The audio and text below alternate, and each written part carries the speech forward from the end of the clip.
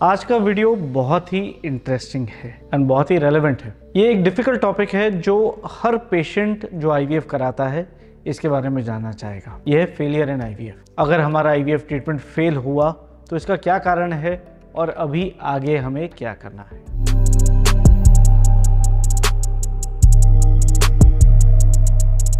Good evening, मैं हूं doctor Mohit Sarawagi and I am the director of Iris IVF centre at Sarawagi hospital. So पहला तो एक खास रियलिटी आईवीएफ में यही है कि इसमें कोई 100% सक्सेस नहीं रहता। आईवीएफ प्रोसीजर में एज अ मेडिकल प्रैक्टिशनर हमारी लिमिट यही रहती है कि हम अच्छे से अच्छे एम्ब्रियो बनाएं और यूट्रस का लाइनिंग अच्छी तरीके से प्रिपेयर करके ये बेबीज यूट्रस के अंदर डालें। बाकी ये एम्ब्रियो चिपकेंगे या नहीं चिपकेंगे ये किसी के हाथ में नहीं होता। फिर पेशेंट और डॉक्टर दोनों ही 10 दिन वेट करके ब्लड टेस्ट करके चेक करता है कि ये प्रोसीजर सक्सेस हुआ कि नहीं हुआ। अगर पहले से ही सबको पता होता कि सक्सेस या फेलियर होने वाला है तो फिर तो फेलियर कभी होते ही नहीं। सो फेलियर आईवीएफ का एक खास रियलिटी है। बट अगर किसी का केस फेल होता है तो एज अ डॉक्टर हमारी रिस्पॉन्सिबिलिटी है ये आइडेंटिफाई करने के लिए कि ये केवल बैड लक था या इसमें और भी कोई कॉन्ट्रीब्यूटरी फैक्टर्स थे, और अगर कोई कॉन्ट्रीब्यूटरी फैक्टर्स थे तो इसके लिए हम क्या करेक्टिव मेजर्स दे सकते हैं। तो आईवीएफ बेसिकली एक सिंक्रोनाइज्ड रिएक्शन है जिसमें एम्ब्रियो और यूट्रस के बीच में तालमेल होता है। इसमें हम बच्चों बाहर आर्टिफिशियली क्रिएट करते हैं और यूट्रस के अंदर छोड़ देते हैं। फिर अगर सब सही रहा तो बेबी पहले यूट्रस की लाइनिंग पे चिपकेगा, फिर धीरे धीरे अंदर एम्बेड होगा एंड देन यूट्रस के अंदर ग्रो करना चालू कर देगा।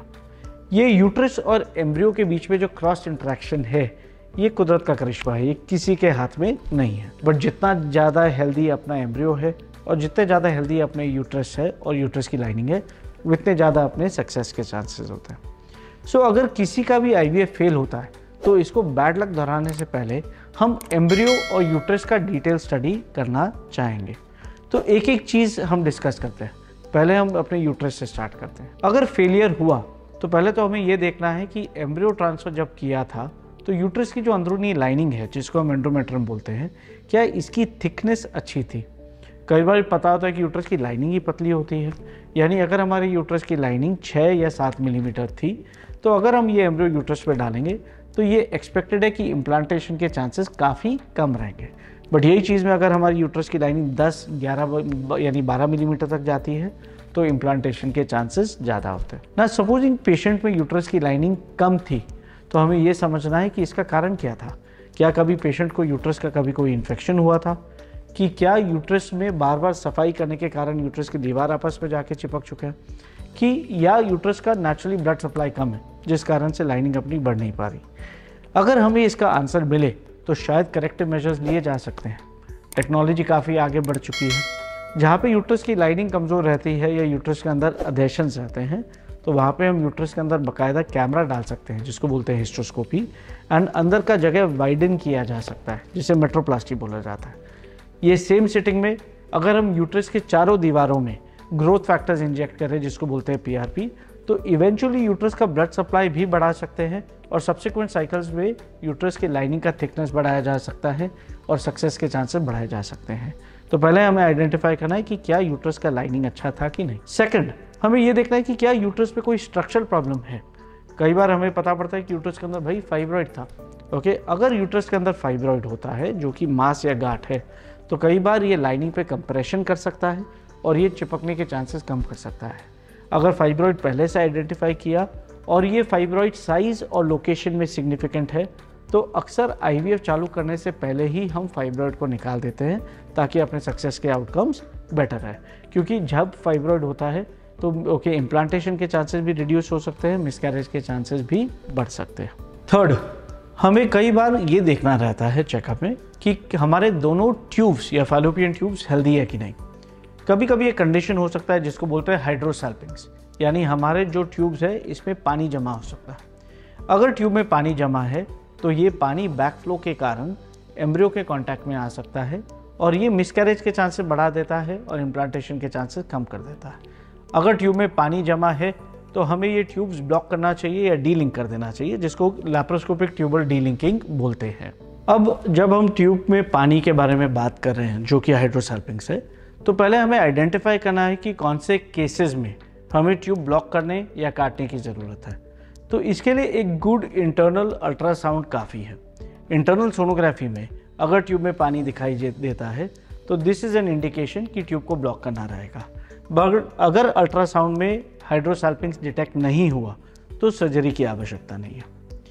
नाउ अगर हम यूट्रस को हटा दें, फिर हमारा नेक्स्ट फोकस ऑफ अटेंशन जाता है एम्ब्रियो या बेबी पे। अगर बच्चों कमज़ोर है तो जाहिर है कि इसके चिपकने के चांसेस या इम्प्लांटेशन के चांसेस कम होंगे और मिसकैरेज के चांसेस ज़्यादा रहेंगे। नाउ एम्ब्रियो की क्वालिटी का असेसमेंट कैसे किया जाए? ना पहली बात है, जब हम एम्ब्रियो की हेल्थ के बारे में बात करते हैं तो हमें दो चीज़ें ध्यान में रखते हैं। एक, एम्ब्रियो दिखने में कितना फिट है, जिसको मॉर्फोलॉजिकल फिटनेस बोलते हैं या मॉर्फोलॉजिकल ग्रेडिंग बोलते हैं। एंड सेकंड, एम्ब्रियो जेनेटिकली या इंट्रिंसिकली कितना स्ट्रांग है। अनफॉर्चुनेटली मेडिकल साइंस सिर्फ मॉर्फोलॉजिकल असेसमेंट पे ज़्यादा फोकस करता है, यानी हम एम्ब्रियोज को पहले माइक्रोस्कोप में देखते हैं एंड उसके अपीयरेंस के बेसिस पे उसका ग्रेडिंग करते हैं कि ये एम्ब्रियो ए ग्रेड है, बी ग्रेड है या सी ग्रेड है। एम्ब्रियो जो ए ग्रेड के होते हैं ये सबसे बेस्ट क्वालिटी के माने जाते हैं और इनका इम्प्लांटेशन पोटेंशियल ज़्यादा रहता है, बट बी ग्रेड एम्ब्रियोज भी सक्सेसफुल आउटकम दे सकते हैं।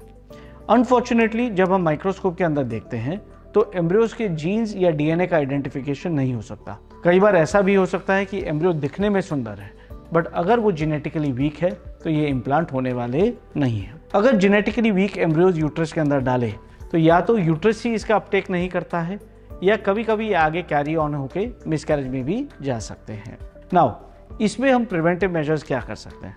इसमें 2-3 ऑप्शंस होते हैं। एक होता है ब्लास्टोसिस्ट कल्चर, यानी जब हम एम्ब्रियो ट्रांसफ़र करते हैं, यदि ये एम्ब्रियोज 3 दिन के बदले हम लैब में 5 दिन तक ग्रो करें तो जो जेनेटिकली वीक एम्ब्रियोज है ये कई बार पेरिश हो जाते हैं, यानी ये नेचर का फिल्ट्रेशन मैकेनिज्म है, ये 5वें दिन तक सर्वाइव नहीं करेंगे। बट जो एम्ब्रियो 5th डे तक सर्वाइव करते हैं ये जेनेटिकली स्ट्रॉन्गर होते हैं, इनके इम्प्लांटेशन चांसेस मार्जिनली हायर होते हैं और मिसकैरेज के चांसेस कम होते हैं। सेकंड, जहाँ पे पेशेंट की एज ज़्यादा है या पेशेंट के फैमिली में कोई जेनेटिक एलिमेंट की हिस्ट्री है तो इनमें जेनेटिक बायोप्सी किया जा सकता है एम्ब्रियो का। ये 2 किस्म के होते हैं, one is invasive genetic study and second is non invasive genetic study. ये दोनों डिटेल डिस्कशन के टॉपिक्स हैं जो हम सब्सिक्वेंटली फ्यूचर वीडियोस में डिस्कस करेंगे। बट अक्सर एम्ब्रियोज के ज़रिए उनका डीएनए एनालिसिस डिटेल में किया जा सकता है एंड इसमें जो हेल्दी एम्ब्रियोज है उसको सेपरेट करके हम यूट्रस के अंदर डाल सकते हैं और जो जेनेटिकली वीक एम्ब्रियोज है उसको डिस्कार्ड किए जा सकते हैं। तो इस ज़रिए हम आइडेंटिफाई करना चाहेंगे कि एम्ब्रियोज की क्वालिटी अच्छी थी कि नहीं। सो अगर हमारा फेल हुआ है आईवीएफ साइकिल तो सबसे पहले हमें ये समझना है कि हमारे एम्ब्रियोज की ग्रेडिंग क्या थी। क्या ये ए ग्रेड एम्ब्रियोज थे, बी ग्रेड एम्ब्रियोज थे या सी ग्रेड एम्ब्रियोज थे, एंड ये डे 3 पे ट्रांसफ़र हुए थे या डे 5 पे एम्ब्रियोज ट्रांसफ़र हुए थे, जिसको ब्लास्टोसिस्ट बोलते हैं। फिर और एक किस्म का फेलियर आता है जिसको बोलते हैं अबॉर्शन। अभी अल्टीमेट सक्सेस प्रेगनेंसी तब मानी जाएगी जब अपने पास बेबी हाथ में आता है या डिलीवरी हेल्दी होती है। अगर प्रेगनेंसी 6 वीक्स 7 वीक्स तक गए और मिसकैरेज हुआ तो भी ये एक किस्म का फेलियर ही है। नाउ अगर ऐसा होता है तो इसके 2 या 3 कारण हो सकते हैं। एक है यूट्रस में वीकनेस हो सकती है, जैसे कि अगर यूट्रस बल्की है या एडिनोमाइटिक है तो, एंड सेकंड अगर बेबी जेनेटिकली वीक है तो। सो अगर किसी पेशेंट में मिसकैरेज 6 या 7 वीक्स में मिलता है तो हम यूजुअली उनको सजेस्ट करते हैं कि भाई जब हम क्लीन करेंगे यूट्रस को तो जो बेबी या बेबी के पीसेस निकलेंगे इसको हम एक बार जेनेटिक स्टडी या कैरियोटाइप के लिए भेजें, ताकि अगर कुछ जेनेटिक अबनॉर्मलिटी डिटेक्ट हुई तो हमें पता रहेगा कि जो हमारे पास बैलेंस एम्ब्रियोज है उसमें भी ये प्रॉब्लम आ सकता है या नहीं, एंड प्रिवेंटिव या करेक्टिव एक्शन इस पर लिए जा सकते हैं। एंड देन एक और रेयर चीज़ होता है जिसको बोलते हैं ईरा डिफेक्ट या endometrial receptivity acid defect. Now जब हम ये अक्सर उन पेशेंट्स पे रेलेवेंट है जिनमें मल्टीपल आईवीएफ साइकिल्स फेल हो चुके हैं बट बाकी और कोई फैक्टर नहीं दिखता। पेशेंट्स के एम्ब्रियोज हमेशा अच्छे रहे हैं, यूट्रस की लाइनिंग की थिकनेस हमेशा अच्छी रही है, बट डिस्पाइट रिपीटेड ट्रांसफर्स अपना इम्प्लांटेशन नहीं हो रहा। तो इनमें एक डिफेक्ट हो सकता है जिसको बोलते हैं ईरा डिफेक्ट या एंडोमेट्रियल रिसेप्टिविटी एसिड डिफेक्ट। ये एक अलग स्टडी है जिसमें हमें ये देखना रहता है कि ये जो हम मेडिसिन ले रहे हैं प्रोजेस्टेरोन और ईस्ट्रोजन का, इसका इम्पैक्ट यूट्रस के लाइनिंग पे करेक्ट हो रहा है कि नहीं। ईरा डिफेक्ट में यूजुअली हार्मोन का रिस्पांस लाइनिंग पे या तो स्लो होता है या फास्ट होता है, एंड इस कारण अपना आईवीएफ बार बार फेल होता रहता। जिनमें ईरा डिफेक्ट पकड़ा जाता है उनमें सिर्फ मेडिसिन के डोजेज और टाइमिंग का एडजस्टमेंट करना रहता है, एंड अक्सर इनमें सक्सेसफुल आउटकम मिल जाता है। But era as a topic is a topic for a separate discussion, क्योंकि वो काफ़ी लेंदी डिस्कशन रहेगा। सो ऑल इन ऑल मैं सिर्फ ये एक टेक होम पॉइंट देना चाहूँगा कि IVF में सक्सेस गारंटीड नहीं है, बट अगर अपने केस पे फेलियर हुआ है तो हमें हिम्मत नहीं हारना है, हमें back to the drawing board जाना है, रीअसेस करना है शुरू से कि हमारे सारे पैरामीटर्स में कोई ऑब्वियस कॉज है क्या फेलियर का, एंड अगर है तो उसको हम ड्यू करेक्शन दें ताकि हमें नेक्स्ट टाइम पॉजिटिव आउटकम मिले। विद दैट आई होप ये वीडियो आपको यूजफुल लगा हो, एंड थैंक यू, एंड हमारे चैनल को ज़रूर सब्सक्राइब करिए। Thank you, have a good day.